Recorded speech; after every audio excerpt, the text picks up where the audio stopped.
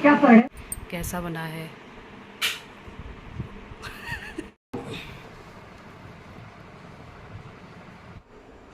Radhe Radhe, hello, हाय, नमस्ते। कैसे हो आप सब? आशा करती हूँ आप सब लोग अच्छे होंगे, स्वस्थ होंगे, मस्त होंगे। और नए दिन की शुरुआत के साथ नई ब्लॉग की शुरुआत भी हम कर लेते हैं। तो आज है बुधवार और आज से श्राद्ध पक्ष भी शुरू हो गए हैं। वैसे तो कल शाम से हो गए, लेकिन आज उदय मतलब सुबह से मानते तो आज से मान लो श्राद्ध पक्ष भी शुरू हो गई है। और मौसम भी पता नहीं कैसा हो रहा है, बिल्कुल कल तक तो धूप थी और आज बिल्कुल बारिश बारिश। तो देखते हैं आगे बारिश होती है कि नहीं। बने रहे मेरे साथ ब्लॉग में। तो ये है कुंदरू, आज बनेगी कुंदरू की सब्जी। तो ये कुंदरू हमारे इधर नहीं होता है, हमारे जैसे हम रहते हैं कहाँ गिगराण जैसे उत्तराखंड, तो हो सकता है कहीं और हो, लेकिन हमारे गांव में नहीं होता था ये पहले। अब तो पता नहीं, अब तो काफ़ी साल हो गए, मुझे पता ही नहीं है क्या होता है। पर वहाँ पे ज़्यादातर होते हैं लौकी, कद्दू, ककड़ी और क्या कहते हैं तुरई। तो ये सारी चीज़ें होती हैं ज़्यादातर हमारे वहाँ। मम्मी लोग कद्दू और लौकी खूब लगाते थे, बाकी तो सब्ज़ी होती नहीं है। तो ये कुंदरू ऐसे अंदर से बिल्कुल खीरे की तरह ये है तो होता है। और मुझे लगता है ये शायद पका हुआ था अंदर से, इसी से बीज बनता होगा अंदर का। तो बनाते हैं फिर कुंदरू की सब्जी आज के नाश्ते में। सुप्रभात आलिया। जब तक सब्जी बन रही है तब तक हम पी लेते हैं चाय। ये है मेरी गर्मा गर्म चाय और ये आलिया की चाय यानी कि दूध। और उसके साथ आलिया खा रही है बिस्किट। एक पीस मुझे भी दे देना। एक पीस बोलते हैं, क्या बोलते हैं? तो कल है आलिया का लास्ट एग्ज़ाम, कैसा लग रहा है आपको? अच्छा, आज है प्रिपरेटरी लीव।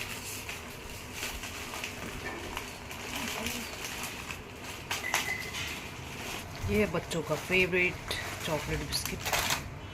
इसमें वो भी है ना चॉकलेट के छोटे छोटे जो केक में भी डलता है, क्या बोलते हैं? Choco chips. तो ये है गर्मा गर्म कुंदरू की सब्जी और गर्मा गर्म रोटी। तो खा के बताइए सर जी कैसा बना है।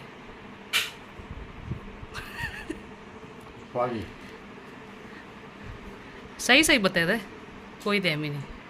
अच्छा बना। अच्छा लगता है आपको कुंदरू? या इसको क्या कहते हैं? और नेनुआ भी कहते हैं ना? धन्यवाद। ठीक है, फिर नाश्ता कीजिए, हम भी करते हैं थोड़ी देर में माँ बेटी। Okay, bye bye.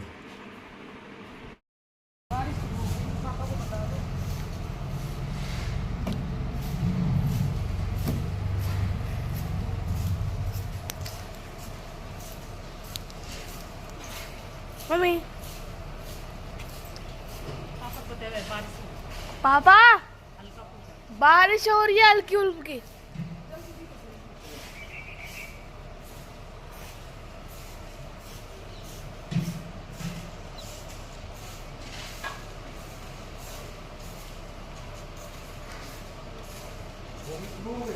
तो हल्की हल्की हो रही है।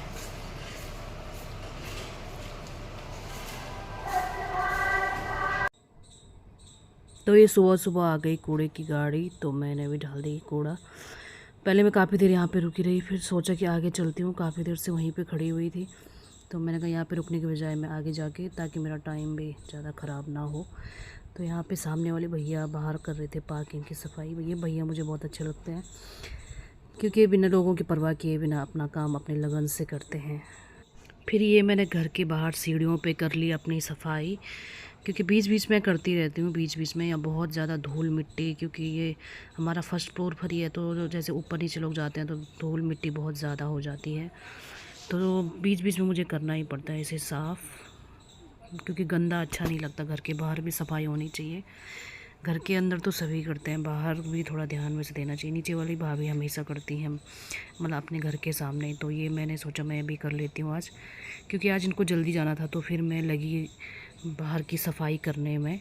और फिर मैंने आलिया को दिखाई ये टूटा हुआ डस्टर, ये टूट चुका था। वैसे तो नया रख सकते हैं, लेकिन नया जो अगर रखेंगे तो बाहर फिर पता ही नहीं चलता कब गायब हो जाए, चोरी हो जाती है ना, क्योंकि बाहर घूमते रहते हैं वो, जो प्लास्टिक वगैरह सब उठा के ले जाते हैं। अगर एक पिन भी नीचे गिर जाए तो वो भी उठा के ले जाता है। ये तो फिर इतना बड़ा डस्टर है, तो इसलिए पुराना जब तक चल रहा है चलाते हैं, फिर देखते हैं कुछ ना कुछ तो इंतज़ाम करना पड़ेगा। बाहर के लिए वैसे हमने अलग झाड़ू और ये डस्टर अलग रखा हुआ है, बाहर का अलग, क्योंकि बाहर अलग बहुत ज़्यादा गंदगी, जैसे धूल मिट्टी बहुत ज़्यादा। फिर ये सीढ़ियों की सफाई करने के बाद फिर मैं आ गई अपनी बालकनी के नीचे।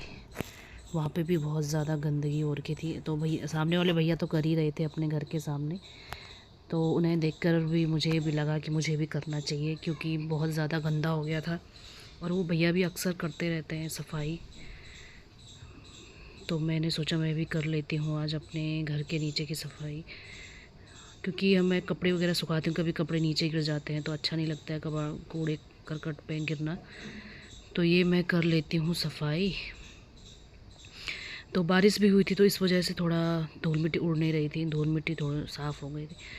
नहीं तो अगर धूप होती है तो धूल मिट्टी उड़ के सारे हमारे नाक में, मतलब इसमें चली जाती है। तो बारिश की वजह से अच्छा हो गया था कि धूल मिट्टी ज़्यादा उड़ नहीं रही थी, तो इस वजह से मुझे सफाई करने में ज़्यादा परेशानी नहीं हुई।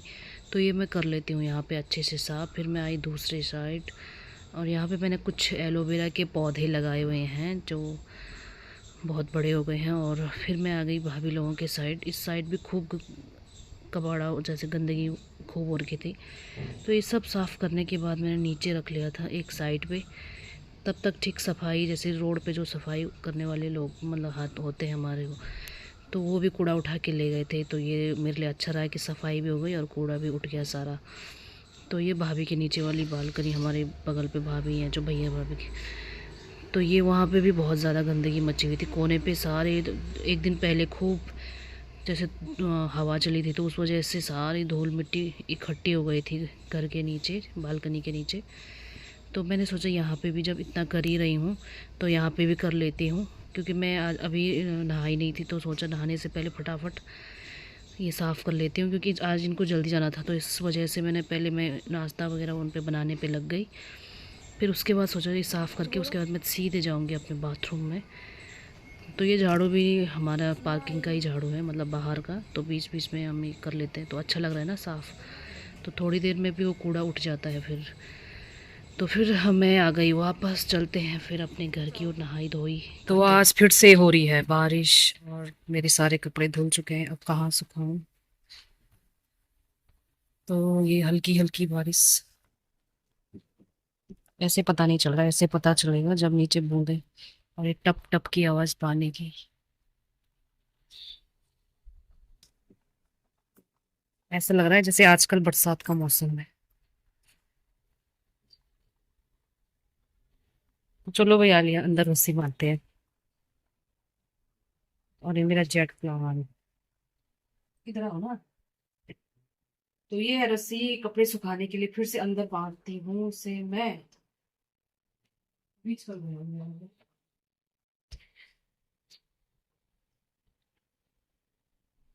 समझ नहीं आया तुझको।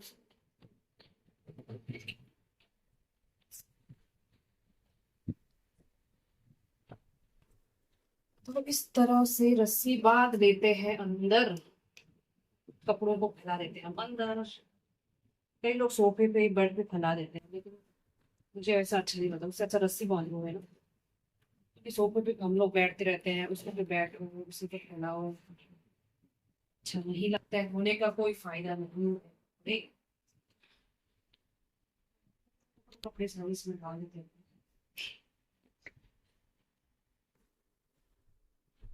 ये बात लिया मैंने यहाँ से, इसे बंदोबस्त करना पड़ता है जल्दी से।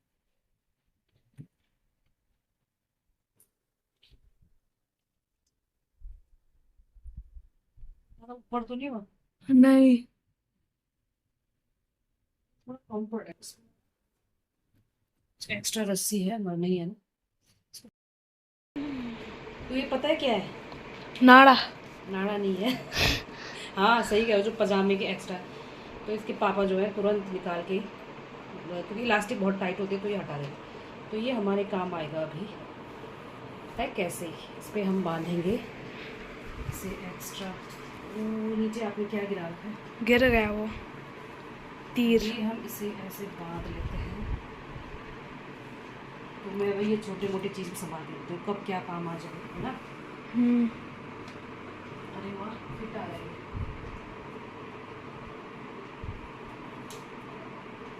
तो ये बांध लेते हैं हम मजबूती से।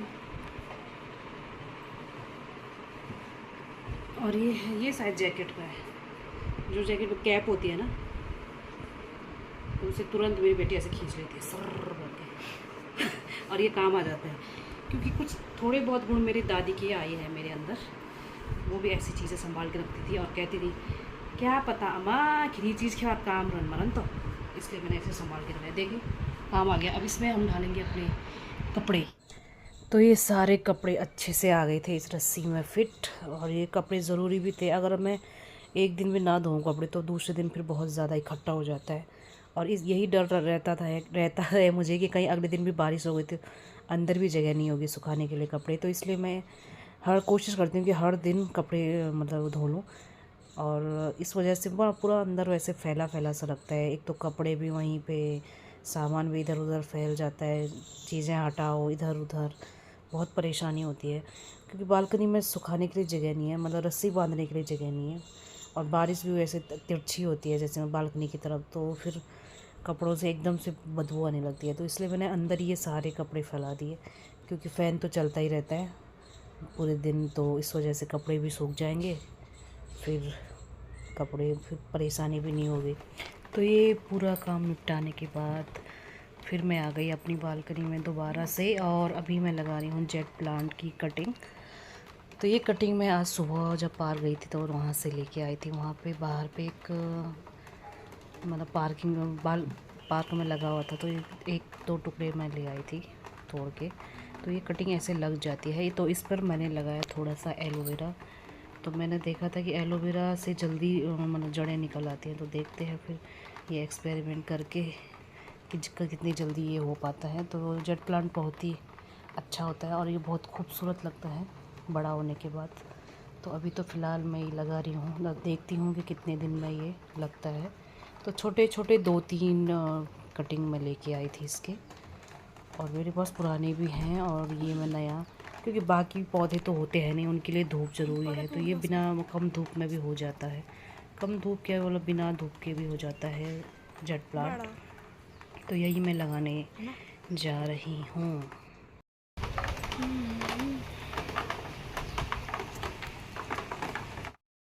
कुछ काम आलिया के लिए भी छोड़ देते हैं। आलिया अब इसमें डालेगी थोड़ा सा पानी। अब इसका ध्यान रखना आपका काम है, ठीक है। अब देखना है कितने दिनों में जड़ पकड़ लेता है। बस बहुत है। बारिश का पानी, बारिश के पानी से और अच्छा हो जाएगा ये जेट प्लांट। तो ये है हमारा नया जेट प्लांट।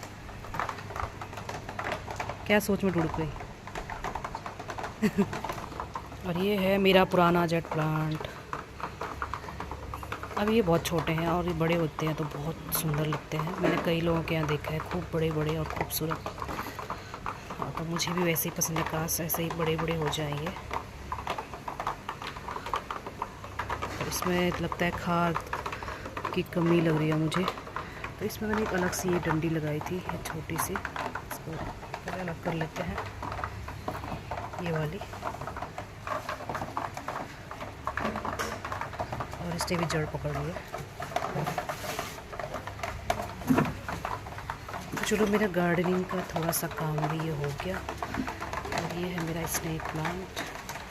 ये मेरा एक खूबसूरत रबर प्लांट था जो मैं गांव गई थी तो सूख गया था ये।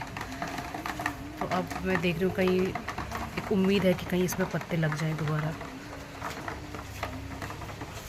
देखती हूँ, फिर बाद में फिर हटाना ही पड़ेगा इसे। बहुत ही खूबसूरत रबर प्लांट था ये मेरा।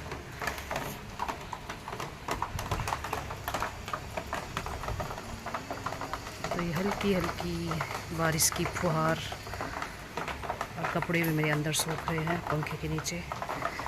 बालकनी में बांधने के लिए कुछ व्यवस्था है नहीं, तो इसलिए मैंने अंदर ही रस्सी बांध दी। तो ये लगातार बारिश, असूस का महीना भी हो गया है शुरू, और ये बारिश भी हमारी थम नहीं रही। तो देखते हैं, चलो अच्छा ही है। यहाँ बहुत गर्मी होती है वैसे, तो बारिश की वजह से काफ़ी राहत है। तो देखते ही देखते टाइम को पता ही नहीं चला, और दोपहर के बज गए हैं 1। तो करते हैं अभी लंच की तैयारी, और बारिश का आनंद लेते हुए मन तो कर रहा है पकौड़े खाने का। तो कड़ी के साथ साथ हम बना लेते हैं कड़ी पकौड़े, उसमें थोड़ी सी प्याज डाल के। तो चलते हैं फिर डिनर कह रही हूँ लंच की तैयारी करने। और बहुत ही बढ़िया मौसम होता है, ठंडा ठंडा, नहीं तो गर्मी से हालत ख़राब हो जाती है। कहाँ पकौड़े हैं, अपने ही पकौड़े बन जाते हैं गर्मी में हाँ तो करते हैं फिर लंच। ओके, तो ये हमारा लंच भी तैयार है। कड़ी चावल, पकौड़े नहीं बनाए, मुझे थोड़ा सा आलस आ गया था। तो खाते हैं फिर लंच, करते हैं लंच। 6:30 हो गए हैं शाम के, और पता ही नहीं चला टाइम का। और बारिश भी अभी हो गई है बंद। आज तो खूब बारिश हुई सुबह से शाम तक। तो आज है सब्जी मार्केट, बुद्ध बाज़ार, डेली का सब्जी मार्केट। तो कई लोग ला भी चुके हैं, और मुझे लगा कि बारिश हो रही है। मैं थी अंदर अपनी बेटी के साथ, थोड़ी देर आराम किया, तो मुझे लगा बारिश हो ही रही है, लेकिन लोग तो सब्ज़ी लेकर घर भी आ गए। तो फिर हम भी चलते हैं थोड़ी देर में सब्ज़ी लेने। तो इससे हफ्ते भर आराम मिलता है, रिलैक्स रहता है। तो बारिश भी हो गई है थोड़ी थम।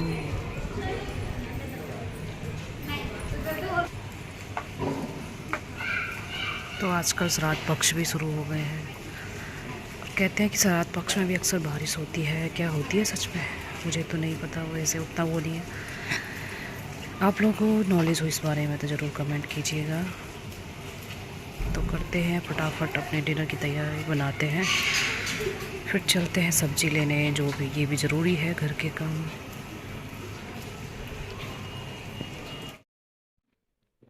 तो आज की वीडियो को करते हैं यहीं पे एंड। वीडियो अच्छी लगी हो तो लाइक कीजिएगा, सब्सक्राइब कीजिएगा, और मेरे चैनल को जल्दी से जल्दी सब्सक्राइब कीजिएगा, ताकि और आगे मैं वीडियो बना सकूँ। तब तक के लिए बाय बाय, मिलते हैं अगले ब्लॉग में। राधे राधे।